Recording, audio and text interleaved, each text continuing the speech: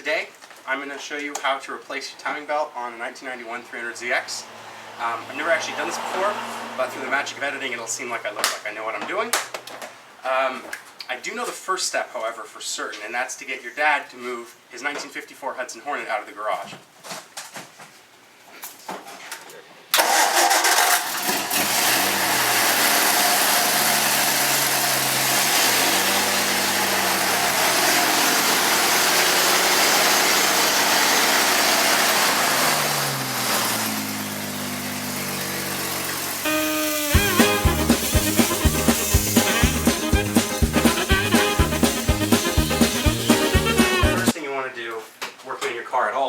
Disconnect the battery. You don't want to electrocute yourself.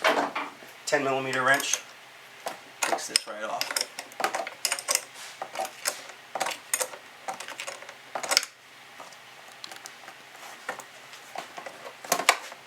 Cool. Alright, now when you're doing your timing belt, you should really take out your spark plugs. So I'm going to take this opportunity to just replace my spark plugs. They're under here. These are the coils. Each spark plug has its own coil. To get to 5 and 6 back here, we're going to have to remove the balance tube. It just attaches the two intake plenums together so you have equalized pressure in the engine. We've got a few bolts on this side. On this side, we have to take off this little carriage here that holds the electrical connectors before we can get this end off, and then I'll tell you of any complications along the way. So we also removed this bolt here because this is attached to this piece. So when you've got all of the bolts off, you're going to have to pull this back. There's kind of tubes in the way so that you can get this off its posts. This tube used to be attached to here, California car, so I've got this vacuum line. I'm going to have to reattach that when we put it back. But now this is off. So we have to remove each spark plug. The first thing you do is you detach this is the electrical connector to the coil. Then it's just two 12mm bolts. Oops. And loosen would probably be the better way to go with that. Okay, so once you've got these bolts taken out, all you gotta do is pull up on this. If it's a little bit difficult, use a screwdriver, and then you should have your coil. No wires on the 300ZX, this goes right over the spark plug. So, you're gonna need one of these. This is a spark plug puller, spark plug socket. So this one is 5/8, that's the right size for this car, and it's got a little rubber piece inside, so when the spark plug comes out, it just comes right out with this. Alright, so we got a extender for our 3/8 inch socket. And we're going to go ahead and put it down in here. You should feel when it's on the spark plug. And then just work it like this. Start feeling loose, and then you can check by pulling up. Is there a spark plug? No, you're not done.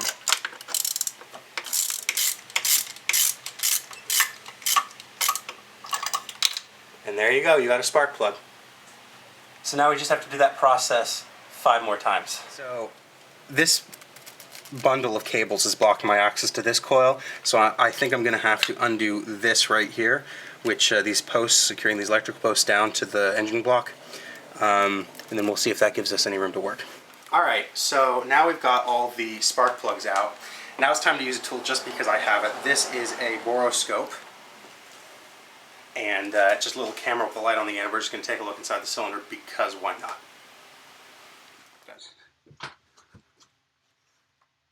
Oh my, look how dirty.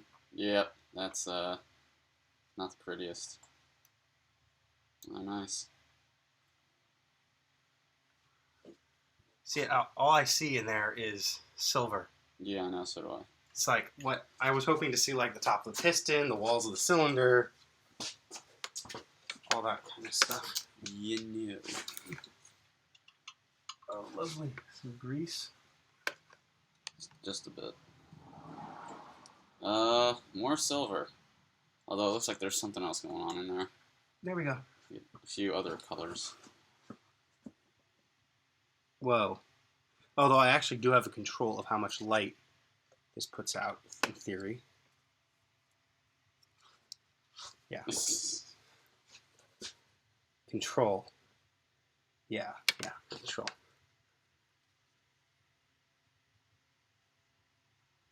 So apparently that's the way it looks inside my cylinder. That's, you know what I think that is? I think that is engine crud. Really? It runs really well considering it's full of engine crud.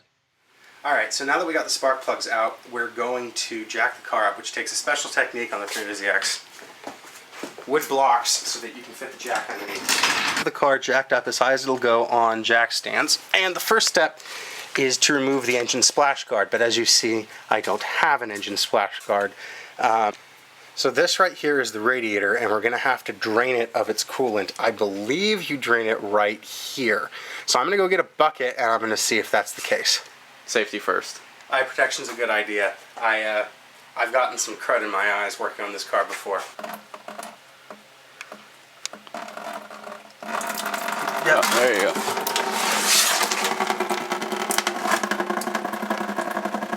Alright, and now we're going to go ahead and take off the radiator cap, see if that speeds things up. I'm going to check. Doesn't seem to have made much of a difference at all. Okay then. Guess removing the radiator cap doesn't seem to help all that much. Take the radiator out. From what I understand, this shroud is just attached to the radiator. That's just how it goes. There should be 4 bolts up here. I've only got 2. I'm going to go ahead and undo these. Alright, so these are off now, so these come out. This unclips from here, like so. Put these in a safe place. And the next thing we're going to detach should only be 2 more things. The upper and lower radiator hoses. I'm going to squeeze on these just to make sure that there isn't any coolant sort of stuck in here. There probably will be, it'll make a mess, but let's see if we can get it into the radiator. See if we can lower hose. Yeah, see, hear that? Look under here. So this should get the remaining coolant out of the hoses. Make a little bit less of a mess. Okay, now I'm going to take off the upper radiator hose. Just with a flathead screwdriver, unscrew this. And let's see how much of a mess we make here, shall we? No mess. Cool. Awesome. Yeah, this radiator really is only attached with 2 bolts and 2 hoses. Is the lower radiator hose. Goes up into there. This little brace I'm going to go ahead and take out just so that we can maneuver the hose better, and then I'm going to detach that and probably get a little bit of spillage from coolant. Let's see if any of this gets into my eyes. I don't know which side it's going to come out. That's kind of worrying. Let's see if I can get it to... There we go. Oh, it wasn't so bad. Yeah, lots in the hoses. There we go. Oh, wait a moment. I see a problem. We have to take off the fan shroud or else we're going to take the fan with us. Alright, so to get the bottom half of the shroud off, there's a tab right here, and then you can just really pull. There's tabs in there, but they just kind of snap in. So we've taken it out. A couple of rubber pieces you got to push out of the way, but once that lower front fan shroud is off, you've got the 2 bolts on the top, and under the hoses, it just comes right out. Alright, so the next thing that has to come off is this fan, and I'm pretty sure if we can get those nuts off behind there that it should come off. Alright, so we took the 4 nuts off the back there, and it doesn't seem to want to come off, so we're going to try taking the nuts, disconnecting the fan from the fan clutch.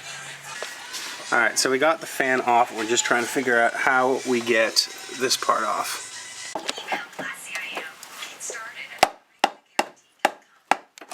Yeah, this does not want to come off.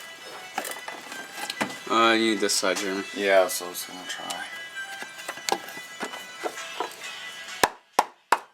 There we go, that's starting to get it. Got it, there we go. Alright, so we've got 3 accessory drive belts here. This looks like power steering, we got AC, and then we've got alternator and fan back there. So we got to start with the power steering belt. Alright, so to get more room to work, we're just going to take off the upper and lower radiator hoses directly from the metal part here. Alright, so if you let your overflow tube fall down below the height of the reservoir, this is going to happen. So avoid doing that. At this point, we were going to show you exactly how you loosen the power steering belt, but the tensioning system was a little bit tricky and we didn't get any good video. We will explain in more detail how the system works when we reinstall the power steering belt. Next, we are going to take off the air conditioning belt. This is the tensioner right here, and you should only have to turn that bolt to get it loose. So to get the belt loose, you actually have to loosen this nut as well, and then you can start undoing that one. So we're gonna, now that we got this belt off for the air conditioner, we're gonna get off the alternator and fan belt, and what you have to do is loosen that. That's the nut that secures it in place. And then down here, you can see this is the screw, threaded screw mechanism, and there's a, where my finger is pointing, there is a little bolt to turn to loosen it. But one other thing to note is behind here, there is a little bolt. If you do not loosen that, or a little nut rather, if you don't loosen it, it's going to be an awful lot harder to loosen the alternator belt. Once you've got the alternator belt off, you can just pull the fly belt pulley right off. Put it on just backwards. Just to get things to be easier to access, we're going to go ahead and pull the intakes off of the throttle bodies. Just loosen these bands, and they should pull off. Like that.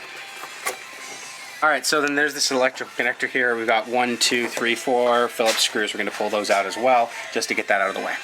Yeah, so okay, so next thing we got to do before we can get the covers off is we have to get the metal parts of the radiator hoses off because they're blocking our access to both the timing belt and the timing belt covers.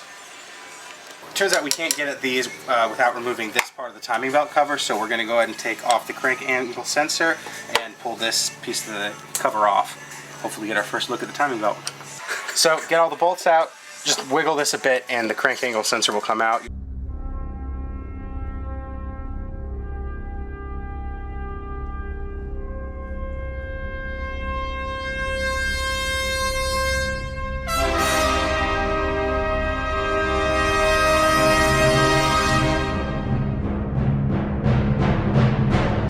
So we got this cover off, but to get most of the rest of this off, we're going to have to pull off the crankshaft pulley first.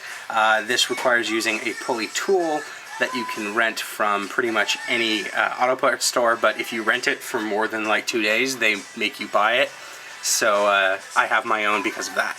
Alright, so this is a puller kit, and everyone just says, yeah, use it, and they never explain how you use it.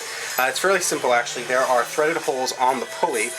You screw these into it through there, so they're on the pulley, and then this goes down the middle of it, pushes against the crankshaft bolt, and that's how you pull it off. But of course, you have to get the crankshaft bolt out first, and that's what we're going to do next. Ooh, not easy to get in. It's unjacked. Alright. So if you've got an automatic transmission, you have to take your starter motor out. I have a manual. So in order to hold the crank in place while we unscrew the crankshaft pulley bolt, rear wheels are on the ground, put on the handbrake as hard as it will go, step on the clutch, put it in 5th gear, let off the clutch, and then we're going to go chock the rear wheels. That should hold the engine in place so that we can undo the crankshaft pulley bolt. So it turns out, to get the crankshaft pulley bolt off, you need a 27mm socket, so we just had to run to the store and get it.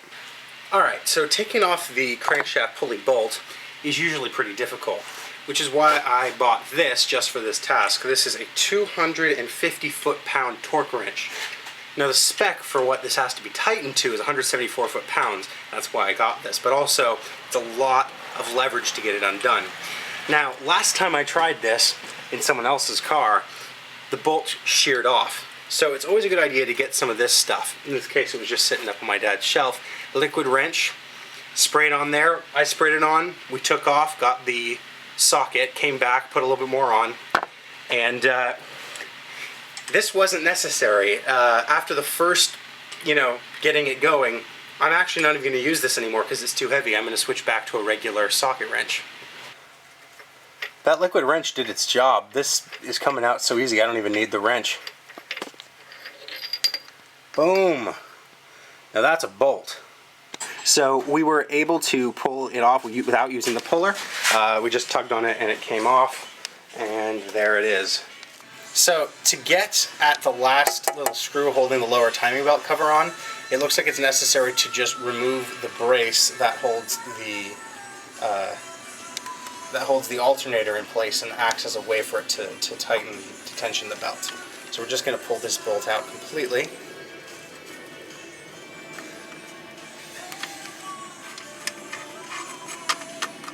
There we go. So now we have access to that. Alright, so we've pretty much hit a roadblock here. It's getting late. In order to get that timing belt cover off and the lower timing belt cover off, you have to take out these two metal hoses here. Problem with that is that those bolts are way back there, and that one we actually got off. If you take a look in there, it's kind of too dark to see. There are some hex head bolts, not the kind that you take off with a socket, the kind you take off with an Allen key. Now the problem is that we don't have any Allen keys that are long enough, so we're going to have to go down to the tool shop tomorrow and see if we can pick up an Allen key of this size that can fit down there, and then maybe we can get a wrench on it and apply some real torque to it. Alright, so today is day 2. We left off with one of the timing covers off, but the other two still on because we need to remove these coolant lines in order to get it off. Actually, I think we might only need to remove the bottom one, but we were having trouble because we did not have the right tool. So we've been to the store, and this is a hex tool for a ratchet with a socket extender. Hopefully this will get the job done. Also at the store we were able to get a new set of 3 accessory drive belts, just because the old ones looked so junky, like they were really degrading. Wasn't originally intending to replace those, but as long as we're in here, it doesn't make sense to put old parts back on. Alright, so the tool worked, but the very edges of that started to slip. If you look deeper in there, you can see that the pattern is still okay, the hex is still okay, but that's something to watch out for.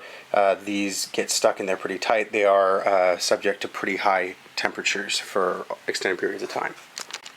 So we were able to get the bolt off, and now this should just come off with some wiggling.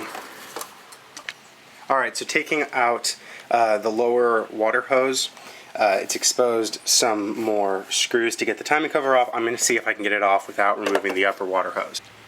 Alright, so the timing belt cover is loose now, but it's being blocked by this and this. This is easy to take off, so I'm just going to take this off.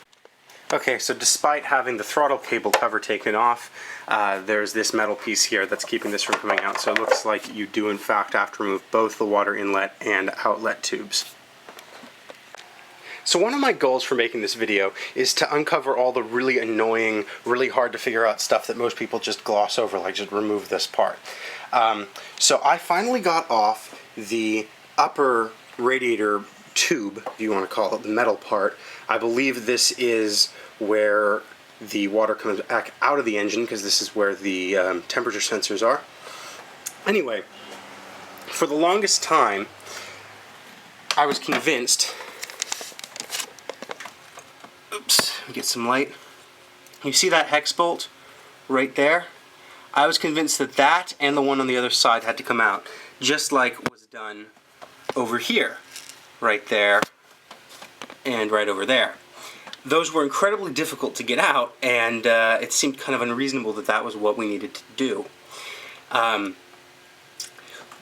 finally realized at some point that these rubber pieces were just rubber hoses, and that piece of metal wasn't necessarily attached to this piece of metal. But I was, so I moved the spring clips out of the way, and I'm pulling on it and pulling on it. I can't figure out what it is. Well, it turns out that there aren't just 2 bolts holding this in, 1, 2. There's another one under there, and it's almost impossible to see what's installed in the car. You'd have to have your head inside of the air conditioning condenser in order to see that. So when you are going to remove your water outlet from the engine, make sure you've got that bolt out. Then all you got to do is undo the spring clips there, and it should come out. You don't need to remove those, and I'm going to go put those back in now.